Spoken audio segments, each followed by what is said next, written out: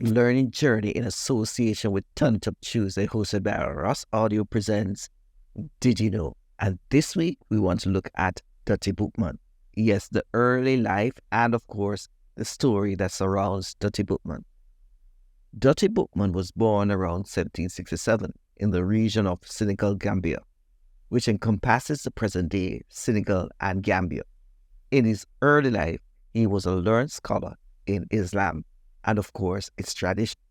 However, his life took a tragic turn when he was captured in his homeland and placed on a ship to the Caribbean.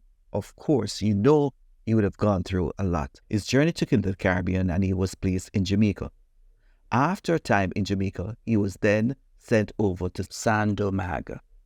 Well, there are two sides to the story. One story suggests that he was caught plotting an uprising in Jamaica and was sold off to a plantation owner in Saint-Domingue. However, there's another school of thought that suggests that he was sold because he was teaching slaves how to read.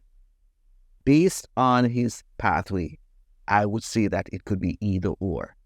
Regardless of what took place, all we know at this point is that he was sent to Saint-Domingue. In Saint-Domingue, Boukman experienced a spiritual reversion. As a result, he abandoned his Islamic faith and, of course, converted to practicing voodoo. That is, of course, in Haiti. He became respected as a voodoo priest. He gained deep knowledge, and his deep knowledge and charismatic leadership would later play a pivotal role in the Haitian Revolution. It is said that Boukman was an intellectual scholar. He had an intellectual pursuit, particularly to educate his fellow slaves. As a result, he was marked as a threat to the colonial establishment. He served as a slave driver and later as a coach driver in Saint-Domingue. His French name Boukman was derived from his English nickname Boukman, a testament of his scholarly nature. He was always trying to educate himself. Now, as a priest, he would have had to perform many ceremonies. And one of the most significant events that led up to the revolution was a ceremony that was held before. Boukman, alongside a priestess, led the ceremony, which is often considered as a starting point for the rebellion. Despite what people say, this holds a significant move towards the revolution, and Boukman was part of it. Boukman's most significant contribution to history was his role in the Haitian Revolution.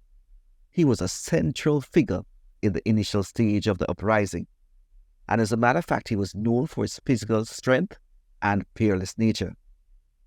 On August 21st, 1791, under Boukman's leadership, the slaves rose up, and they powered a force that was to be reckoned with. The revolution had led to widespread destruction across northern departments of Saint-Domingue, marking the beginning of the profound and, of course, historical event. The revolt symbolized the slogan of death or liberty, was the unified movement of enslaved people in the North.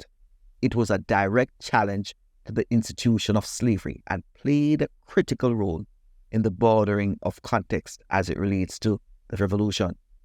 Boukman's leadership and his rallying cry for liberty and vengeance against the oppressors were a pivotal role in mobilizing the slaves as it relates to this force. Boukman's leadership, however, was cut short. In November 1791, the same year of the rebellion, he was killed in battle. His head was cut off and his body was burned by the French troops. His death was a significant blow to the insurgents. Despite dying, his sacrifice led to the rise of other leaders that continued to ignite the fight for freedom. Dutty Boukman's life must be remembered as a revered leader of the Haitian Revolution. His story and his life is one of resilience, intellect, and unwavering commitment to freedom. His legacy is entrenched in history as a symbol of the fight against the oppressors. Let us not forget, Dutty Boukman was a Jamaican. Remember to check out my videos on YouTube and also just subscribe. Over to you, Rossi.